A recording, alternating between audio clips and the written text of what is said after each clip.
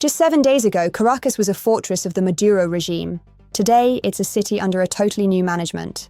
In just 1 week, we've seen a president captured, a Nobel Prize winner sidelined, and a stock market that jumped 50% in a single day.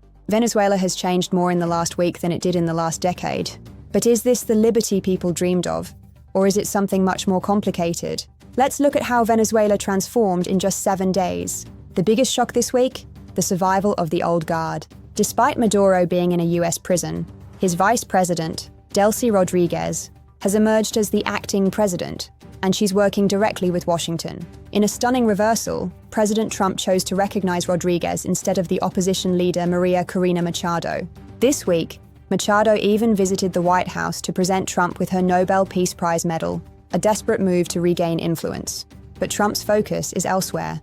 He wants stability and oil, and he's betting that the remnants of the old system are the only ones who can provide it. While the politics are messy, the markets are on fire.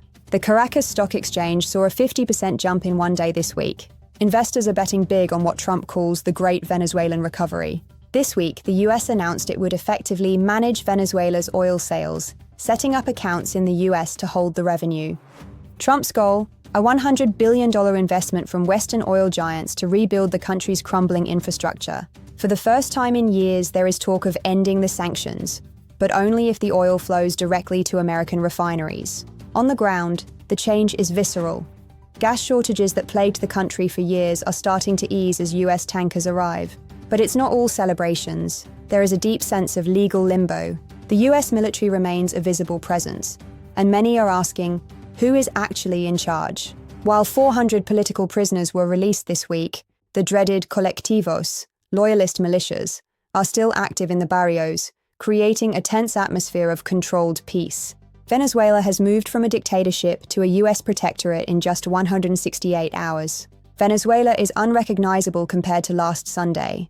The regime is decapitated, the economy is rebooting, and the US is running the show. But the big question remains: will Trump actually allow for free elections? Or will Venezuela remain a corporate-style protectorate to secure the world's largest oil reserves? One thing is for sure: the old Venezuela is gone forever. Do you think Trump's management of Venezuela is the right move for the region? Or should he have handed power to Machado? Let me know in the comments below. Hit that like button if you want more updates on the crisis in Caracas, and subscribe to stay informed. I'll see you in the next one.